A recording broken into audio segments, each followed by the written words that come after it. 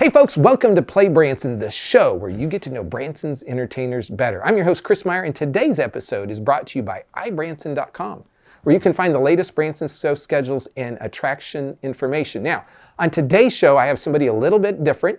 They are the general manager of Black Oak Amp, and it's Phill Potter. First time he's ever been on the show, but he's the guy that determines a lot of cases who comes to the Ampitheater. So, before it was Black Oak Amp, it was known as Swiss Villa, and it opened in 1983, closed in the year 2000. It reopened in 2010 to about 2013, and now they have started it back again. It's under local control, and they've been going strong since 2022. So we're really excited to see what's going on there and talk to Phill. So hang tight. We'll be right back.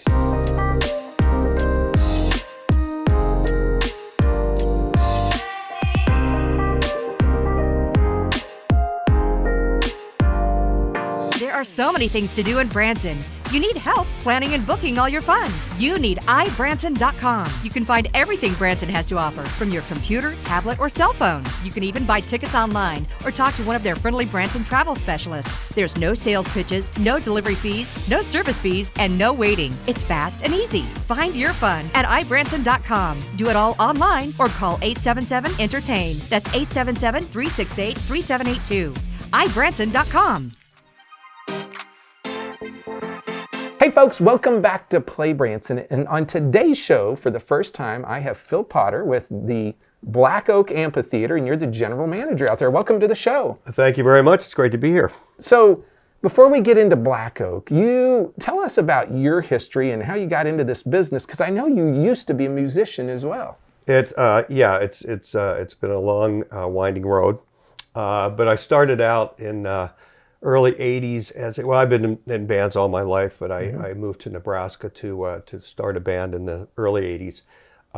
The band did well. We toured for about 10 years, and we did a couple of albums and ended up signing a management deal with Van Halen's management company. So we were one of those stories. We almost got to where we wanted to go. What was the name of the band? We were called Footloose. Footloose. Yeah, we toured the Midwest, and it was fun. I mean, it was the 80s, and it was a good time, but then that ran its course. So I got then into booking bands and being a talent buyer, and then moved up to being a promoter for a large company out of Omaha. Did that, traveled, worked with the biggest acts, in the world. And then I had a child, so I wanted to stay home. So I went to work at a arena in Lincoln, Nebraska for about 8-9 years. And then I moved to another arena management firm where I was the national talent buyer. And on and on and on.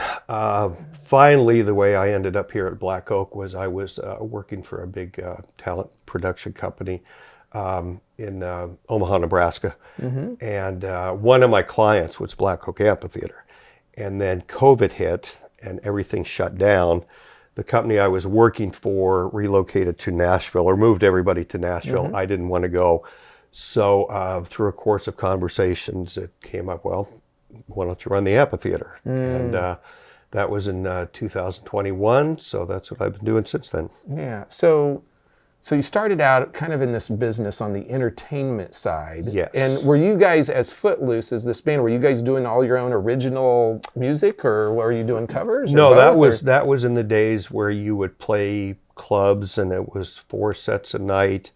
So we would do a lot of covers, but then we would sprinkle in our originals. And out of that, then we made one trip to LA to record our first album. And then we found a studio in Iowa, record our second one. And our second one we sent to, a bunch of different management companies. And like I mentioned, Van Halen's guy popped up and said, I really like this. And he flew to actually Mitchell, South Dakota. Wow. And we signed a contract with him at the Holiday Inn in Mitchell, South Dakota. Yeah. But after about a year, it didn't really, I think he figured out that when you have David Lee Roth and Eddie Van Halen, life is a lot easier than when you don't. Right. So now, was that Randy Lovelady by chance? no, his name was Noel Monk. No Monk. And Okay. yeah, as a matter of fact, Noel wrote a book on his experiences with Van Halen.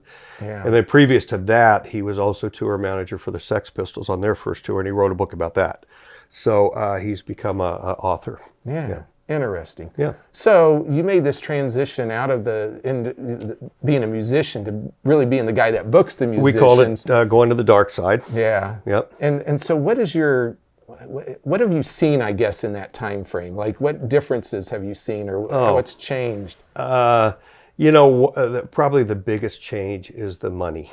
The money is just, it's incomprehensible from even the early 90s when I started buying big name talent to where it is now. But back in the 90s, we were also talking about how stupid the money was. So that's really never changed. But now it's, it's gotten to the point of, not at our amphitheater, but I know buyers that, will have $2 million in their pocket and they can't find anybody to take it. It's like, That's crazy. The proliferation of, some of the big national talent buyers who buy up all the tours and all the venues, that has made a huge difference in the business. So they just say, we'll pay for the whole tour, Yeah, and then they go do it. And they'll market give it an all. artist $40 million and they control the calendar, and nobody else can buy dates on that artist. Wow. So those are the things kind of behind the scenes that people probably really don't know that's going on. And I guess, part of our job running the amphitheater is, they don't really have to know it, but I think it is important because we got a lot of people that are, why can't you get Taylor Swift, and why can't you get Jelly Roll, and why can't you get Jason Aldean, because they're all controlled by the separate entities, right? And they're just simply not available unless you want to go to Taylor Swift with $10 million and say, hey, Yeah. But as far as regular buyers, you just can't get them. Yeah. Yeah. So let's talk about the amphitheater itself, and let's talk about the history, because it started way back in the day. Mid-'80s. And it was Swiss Villa at that point. That's correct. It was an addition to Swiss Villa Housing Development, which is still there in place. And it was part of the whole development. And of course, I wasn't around. I mean, I was born, but I wasn't here. Yeah. And they had, my God, they had Journey and Leonard Skinner and Ozzy Osbourne. Yeah, I saw that last night, and I was like, I didn't remember him being here in this area, but he was. Yeah, I mean, the list of artists that have come through our amphitheater is amazing. Yeah. So it's been kind of on and off. It'll be open and then it closes for a little while, and then it'll be open and to various degrees of success. And then it was shut down about, I guess, 12, 13 years ago. And then our current owner, John Stauffer, who's a businessman in Lampe, just, knew about the history and really is trying to bring it back for the residents. Yeah. So he bought it in 2019. We were going to open in 2020, obviously. He bought it right Poof. Yeah. Yeah, COVID, man. So it's been a building process in the time that we were closed. Of course, there's some other amphitheaters that have popped up. For a place where there's not too many people, there's a lot of competition. And I will say our quote unquote competition, we all kind of work together and at least, exchange ideas and make sure that I'm not booking a big country act when another amphitheater has a big country act. Yeah. And so it's a good, kind of a good brotherhood of. That's good. We're all trying to, get to the same place. Yeah, and the fact that you mentioned that, like in Springfield, like they just had two concerts on the same night, the middle of March, and they're both Christian artists. But I'm like, I would like to go to both of them, but I can't. Yeah. I'm like, who did that? Like, right. Because they miss out because they split the audience. Right. When that happens. So. I tell you what, folks, we're going to stop right here. We'll be back more, and we'll talk more about Black Oak Amphitheater here in just a minute. Hang tight. Going to Branson for some relaxation and fun? You've got to stay with Branson's award-winning hotel family, Meyer Hotels. Meyer Hotels features 5 hotels in Branson with the best locations for your trip. Choose from brands you know and trust, like the Holiday Inn Express on Green Mountain Drive, the Best Western Music Capital Inn, the Best Western Centerpoint Inn, Comfort Inn at Thousand Hills, and the Comfort Inn and Suites. Enjoy refreshing indoor pools and hot tubs. Do you like free? How about a free hot breakfast each morning? Free vacation planning services, and of course, smiles are always free. Want even more value? Go to MeyerHospitality.com and join our e-club to save 15% off your next stay and check out incredible deals with our vacation packages. Call 1-877-FUN-STAY to book Branson's award-winning hotels or visit MeyerHospitality.com. It's your safe choice for award-winning lodging in Branson. MeyerHospitality.com. Hey folks, welcome back to PlayBranson. We're here with Phill Potter, who's the general manager over at Black Oak Amphitheater. Now, if you don't know where that amphitheater is, tell people where it's at. It's in Lampe, Missouri, which is just before you get to Kimberly City. It's off Highway H, off of 13, off of 86. But it's only from here in Branson, 30-minute drive. It's not too far. Yeah, it's a beautiful setting. It's actually in the mountains. You can see the mountains, you can see the trees. It's just as nice a spot as you could want to watch a concert. Yeah, and I think you guys have done some things that are really unique in the fact, number one, you're not charging for parking. Correct. You don't charge all of these big, huge, humongous service fees out Correct. there. And the venue itself is, it's like concrete, and so it can hold, I think I heard you say the other day, over 8,000 people. Yep. With the lawn. Yep. And without the lawn, it's about 6. Is that right? Yeah, that's correct. Yeah. We could do different configurations. We do more of a theater set, which is about 3,600, which is where we put some smaller acts, and then we're about 6 without the lawn, and then 9,000. I do know in the old days they used to tell us about having 12, 13,000 people in there. On our bigger shows, we've realized, we take value in our guests and our guest experience. And if you get over the 9,000, you have, parking issues, you have bathroom issues, you have concessions issues. So we would rather keep the capacity down and make sure everybody has as good experience as possible. Yeah. The customer experience is very important to us, and I think we're very one-on-one. Yeah. During a show, I'm always available. Johnny, the owner's always available. We're there if anybody needs us. Yeah, and I can actually attest to that because I've gone to several shows out there, and I've seen, of course, you and the owner typically are on stage welcoming people, Yep. but I've seen the owner just sitting out in the audience, and he's kind of sometimes by himself, where people could go, to just talk to him. Yeah. And so I've seen that experience there at the theater. I went to. Now, I've actually been out there to see a country act. I went out there last year to see Toby Mac. Yep. And then I was actually out there to see, it was Winger, and it was supposed to be Tom Kiefer, and he couldn't make it. But you guys did the concert anyway. Yeah. And, Yep. that ended up being a great concert, even though he wasn't there. It was a good concert. That's a case where you...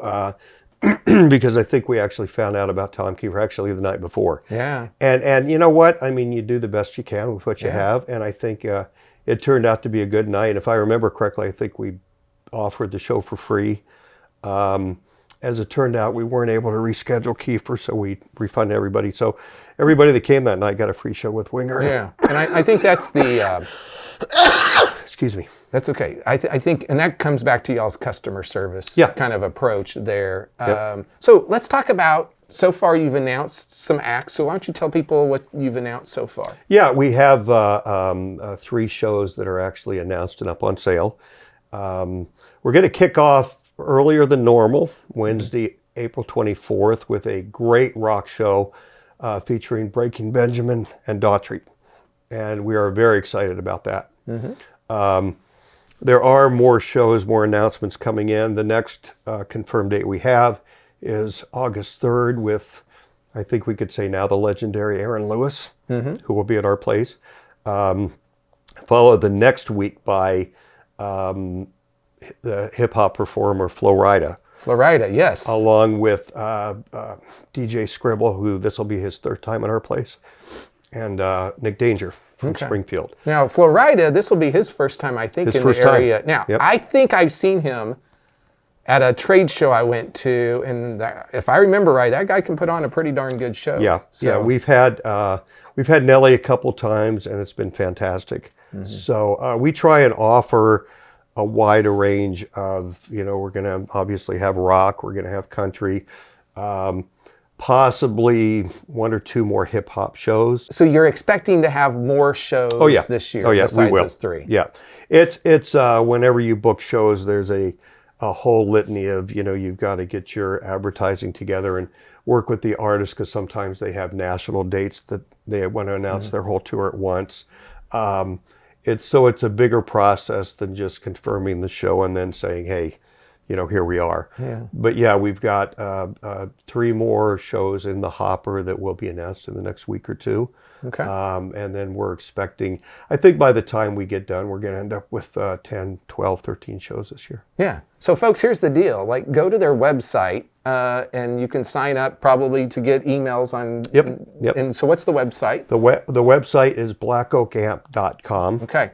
And so here's the deal. If you live out of town, or maybe you're just in town here and you're like, okay, I didn't make it this time, sign up for those emails, and then you can do return trips and combine it with maybe somebody coming in that you want to see, and then you can go do all of the other shows here in town, attractions, the lake, and just make a whole vacation or weekend or whatever out of it. Yep. So a lot of people do that. They come in for 3-4 days and enjoy our concert and enjoy everything that Branson has to offer. Yep. Now you have concessions out there so people can get stuff to eat. Any changes this year in concessions versus the past, or? Yeah, we are tweaking a few more items that we're going to be offering. Okay. And I think we're still kind of wrapping up the deal, but I think people will be happy with our new offerings. Okay. Again, as far as the website, we do want to make sure, and it's tricky, but go to blackoakamp.com. There's a lot of third-party ticket vendors on the internet.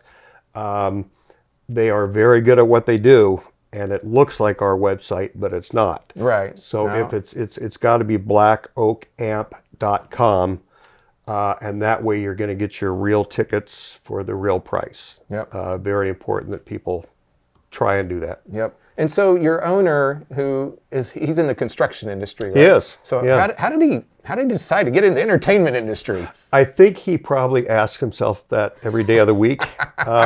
He really, the Stauffer family is a very successful and well-respected family in the area. Yeah. They used to have Tanco Lumber. Okay. And so Johnny builds very high-end houses. Again, he just, looked at the Ampitheater and said, this has been a great place. It was a great outlet for the community. And his purpose was to, bring it back so people could have a place to go. Yeah. And one thing, so I came down here in 2021, and the first thing was, the history of the place. Everybody has got a story, anything from, meeting their girlfriend to actually a couple of children were, thought of. Yeah. But everybody, I saw Ted Nugent there, and I saw Journey there, and so the memories, and so we have tried to embrace the history of the Ampitheater. Yeah. And so Johnny just wanted to bring it back for the community. Yeah. And I've seen Def Leppard there. Yep. I've seen Poison there. Yep. I've seen Journey there. I think when I was little, I saw the Beach Boys there, and I know the Beach Boys were there, but I think it was when I was much younger. I think Beach Boys were there a couple of times. I still run into, because I'm actually still active in the Nashville community, and I actually do security for a touring artist. So I run into a lot of people that have been at the Ampitheater. I met with an agent who's been around forever, and the first date he ever covered as an agent was at our Ampitheater. Wow. It was, I think he said, Eddie Rabbit and Dan Seals or something like that. So a lot of people that I meet on the road, whether they be sound people or musicians or whatever, have been through our Ampitheater and have good memories of it. It's like, oh yeah, we played that place. It was great, you know, beautiful. And I get that a lot. I think the other thing about the amphitheater, you don't feel like the artist is super far like away. Like Right. If you get a seat down in that lower level, they're really they feel really close to me. You know. Yeah, we like to say it plays small. Yeah. And I think it's because it's not a steep angle, but it's built up into the hill. And yeah, I've even been, one of my jobs was to run up to the spotlight towers at the end of the show and turn the lights on. And even from the very last row, it's very good seats. You can see everything. Yeah. Okay, folks. You heard the news here. They're going to announce more stuff soon. We will. So be sure to go check out their website. Phill, we appreciate having you on the show today. And we appreciate you and your team bringing more musical diversity to the Ozarks. So thanks for doing that. Thank you very much. Appreciate it. Folks, we'll be back in just a second to wrap the show up. There are so many things to do in Branson. You need help planning and booking all your fun. You need unveil.com. You can find everything Branson has to offer from your computer, tablet, or cell phone. You can even buy tickets online or talk to one of their friendly Branson travel specialists. There's no sales pitches, no delivery fees, no service fees, and no waiting. It's fast and easy. Find your fun at ibranson.com. Do it all online or call 877-ENTERTAIN. That's 877-368-3782. ibranson.com. Hey folks, welcome back to PlayBranson. Our guest this week was Phill Potter, the general manager over at the Black Oak Amphitheater, and they have some shows coming up. Guess what? April 24th, Breaking Benjamin and Daughtry. Now, Daughtry was on American Idol and had a very successful career, has had a very successful career, lots of great rock music. So check out Daughtry as well as Breaking Benjamin. Now, August 3rd, my birthday, you can send me a gift. Aaron Lewis will be out there. And August 10th, Florida. Now, if you put that together, it's Florida, but that's not how they pronounce it. And we have been told there are going to be other limited engagements that are going to be announced soon, and we will let you know what those are. Now, here's some other limited engagements coming up in the Branson area. We have Young Christians Weekend, April 5th through the 7th. We also have on April 8th, Terry Bradshaw, April 19th and 20th, Branson Music Fest. April 24th, Breaking Benjamin, as I've said. May 2nd through the 27th, Bluegrass and Barbecue out at Silver Dollar City. If you like bluegrass, there are tons of bands out there during that event. May 6th, Terry Bradshaw comes back. Matt Gum does a limited engagement show on May 13th.